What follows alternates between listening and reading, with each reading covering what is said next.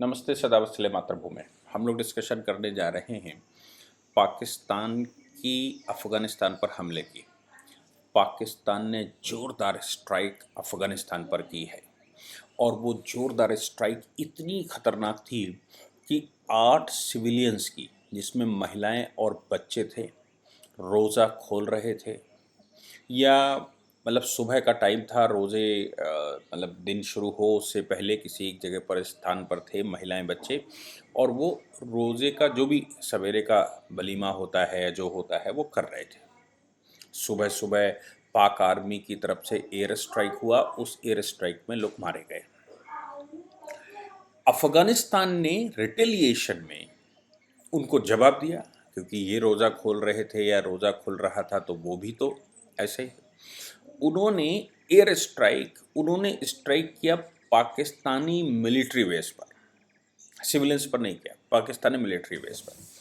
अब पाकिस्तान का जो अपना स्वभाव है भाई, अगर इस समय रमज़ान का महीना चल रहा है तो रमज़ान के महीने में लोग कहते हैं युद्ध विराम रहना चाहिए, अल्लाह पाक का ये मंत्र है।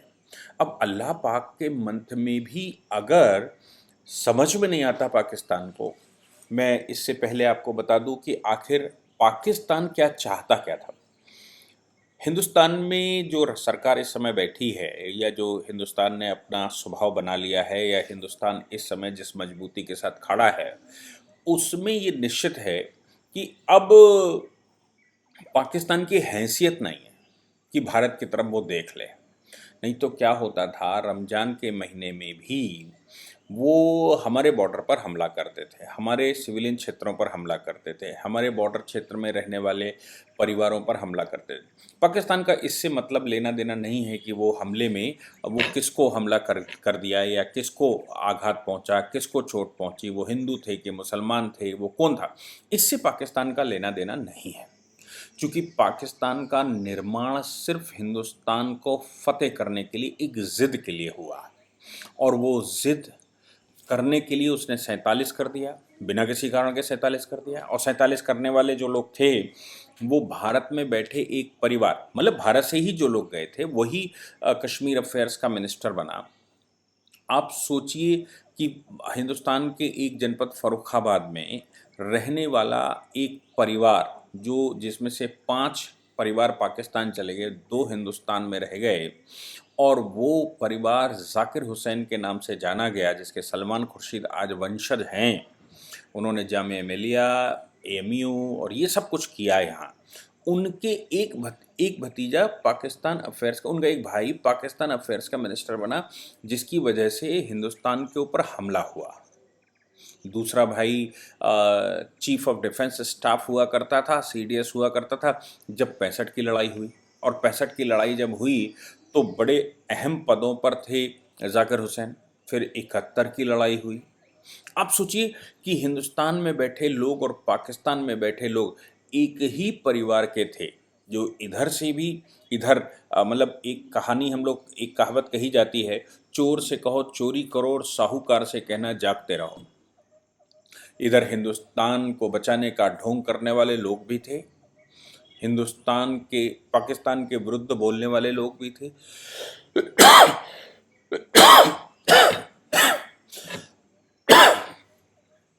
और उधर उसी परिवार के हमला करने वाले लोग भी थे। लेकिन उद्देश्य एक था कि हिंदुस्तान को फतेह करना है, इस्लाम के नाम से फतेह करना है। पाकिस्तान का निर्माण इस्लाम के नाम से हुआ था, इसलिए लगातार वो परोक्ष युद्ध में बार बार हारे, तो अपरोक्ष युद्ध में उतर आए। अपरोक्ष युद्ध में हिंदुस्तान में बैठे उन मंसूबों के लोग जो 47 की पॉलिसी के हिस्से हुआ करते थे, जिन्ना की पॉलिसी को जो जानते थे, जो मस्जिदों के अंदर तकरीरें किया करते थे या करवाया करते थे, वो तैयारी जो मस्जिदों में या जो इमाम खाने या मैं कहूँ कि दूसरे स्थान जो हैं जहाँ पर ये भाषण करते हैं, जहाँ पर जलसे करते हैं, वहाँ पर एक बात कहना कि हिंदुस्तान पर उनके पूर्वजों ने लंबे समय तक शासन किया और अब हिंदुस्तान काफिरों के कब्जे में है। अब सोचो कि हिंदुस्तान में रहने वाले लोग, हिंदुस्तान में रहने वाले वो लोग जो पाकिस्तान के बहकावे में यहाँ आतंकवाद फैला रहे थे, यहाँ लोगों की हत्याएं कर रहे थे, यहाँ वो सब गलत कर रहे थे, उनको क्या समझ नहीं आता कि वो पाकिस्तान जिसने अपने ही भाई ईस्ट पाकिस्तान को रौंद दिया था, 30 लाख के लगभग लोगों को वहाँ गोलियां चली, 3 लाख एट इंस्टेंट मारे गए थे। वो वो जो जिसको हम बांग्लादेश कहते हैं, वो अपने ही देश के मुजीबुर रहमान को प्रधानमंत्री बनाने से मना कर देते हैं और ये कहते हैं कि तुम ओरिजिनल पाकिस्तानी लैंड से नहीं हो, तुम बाहरी लैंड से हो, यानी कि तुम वो ईस्ट पाकिस्तान से हो, जिसकी वजह से बाहिनी बनी, मुक्ति बाहिनी बनी और मुक्ति बाहिनी ने युद्ध छेड़ दिया। आप सोचिए कि वो लोग क्या इस्लाम के नाम से कुछ मानते भी हैं? क्या इस्लाम उनके मेन मुद्दे पर है, या फिर इस्लाम के नाम से केवल हिंदुस्तान में बैठे लोगों को बरगलाकर हिंदुस्तान के खिलाफ भड़काते हैं और युद्ध करवाते हैं? इस्लाम के नाम से तमाम तरह की तकरीरें भारत में करवाते हैं, इस्लाम के नाम से तमाम तरह के जलसे भारत में करवाते हैं और भारत के लोगों को अपने ही देश, अपने ही पूर्वजों की संतानों के विरुद्ध खड़ा कर देते हैं, ये कहते हुए कि ये काफिर हैं और ये तो इस्लाम का पहला काम है काफिरों को ख़त्म करना। मुझे समझ नहीं आया कि वो करना क्या चाहते हैं। आज तो बांग्लादेश की सिचुएशन, बांग्लादेश स्वतंत्र हो गया है, हिंदुस्तान में वो लगातार ये कर रहे हैं, लेकिन रमज़ान के महीने में अगर पाकिस्तानी सेना अफ़गानिस्तान पर हमले करती है और ये कहते हुए करती है कि जो तहरीके पाकिस्तान तालिबान है, यानी कि पाक तालिबान है, पाकिस्तान की तालिबान कहीं न कहीं अफ़गानिस्तान की तालिबान से मिले हुए हैं, इसलिए पाकिस्तान के अंदर ये डिस्टर्बेंस चल रहा है। या फिर ध्यानाकर्षण करना चाहते हैं, ध्यान भटकाना चाहते हैं कि पाकिस्तान के लोगों का ध्यान सरकार से हटकर अफ़गानिस्तान बॉर्डर पर चला जाए, अफ़गानिस्तान के विरुद्ध चला जाए।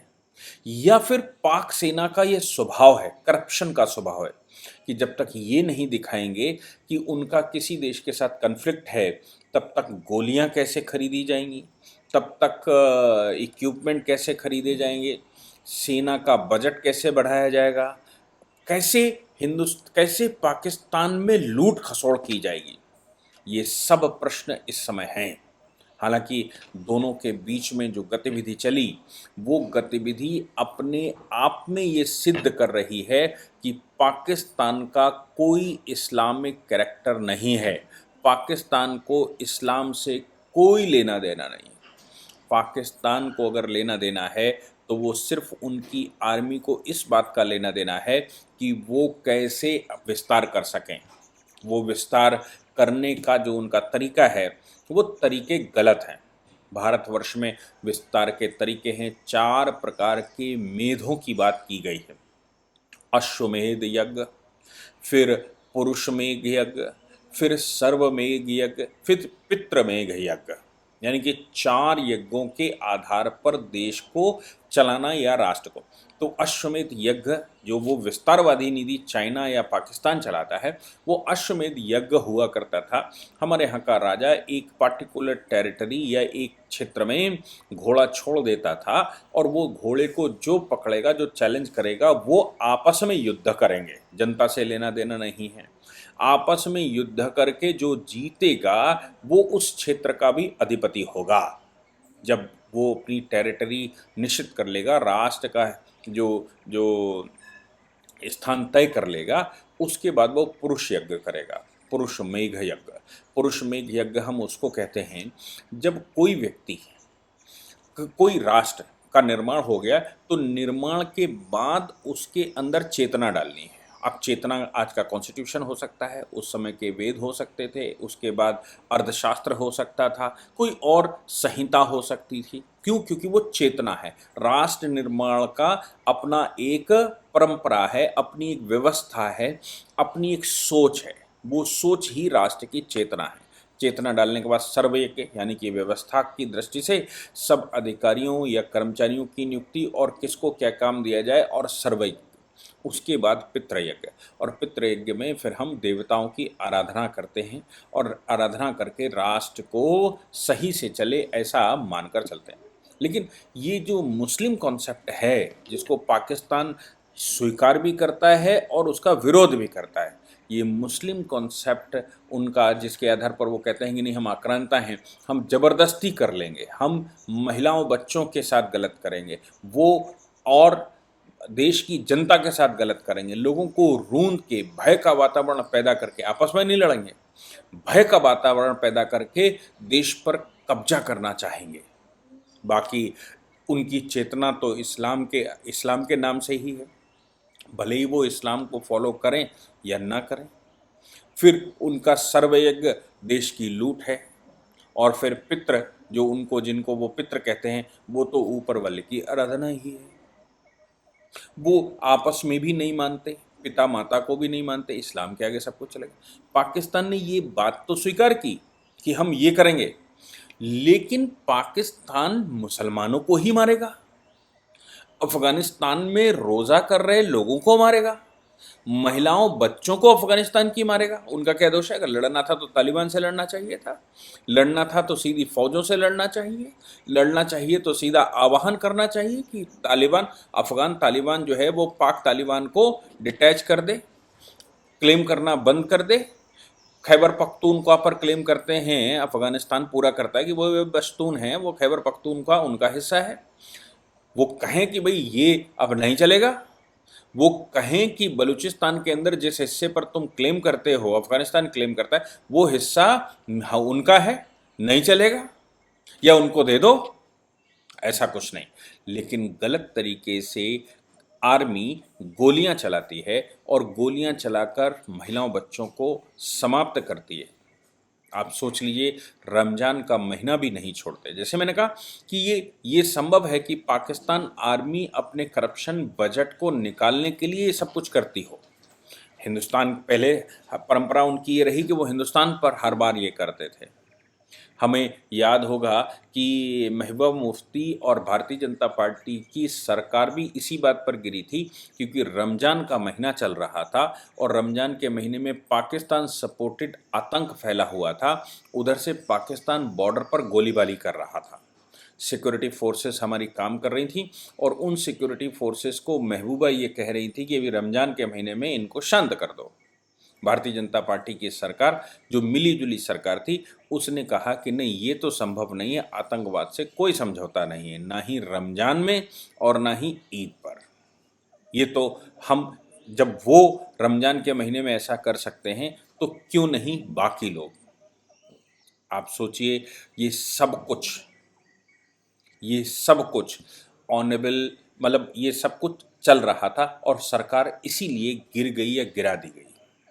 अब सवाल यहाँ पर ये भी पैदा होता है कि अफ़गानिस्तान के ऊपर हमला और अफ़गानिस्तान का बॉर्डर पर दोबारा इधर हमला, क्या ये बड़े युद्ध की तरफ ले जा रहा है या फिर दोनों की मिली भगत है बजट को निकालने की? मर रही आम जनता, मर रहे वो लोग जो रमज़ान का महीना पवित्र मानते हुए अपनी आराधना कर रहे हैं, लेकिन आर्मी तो खेल रही है। हिंदुस्तान पर हिम्मत नहीं पड़ पा रही है। हिंदुस्तान पर हिम्मत इसलिए नहीं पड़ पा रही कि भारत तुरंत रिटेलिएशन करने लगा है। अगर हमारे यहाँ पुलवामा हो रहा है तो हम तुरंत उस पर उसका जवाब दे रहे हैं। अगर हमारे यहाँ पठानकोट हो रहा है तो हम उससे बड़ा जवाब दे रहे हैं, और इतने खतरनाक जवाब दे रहे हैं कि पूरा विश्व हिलता है। इसलिए हमारे यहाँ तो उनकी हिम्मत नहीं पड़ रही कि वो इधर गोलियाँ चलाएं, लेकिन वो उधर गोलियाँ लगातार चला रहे हैं।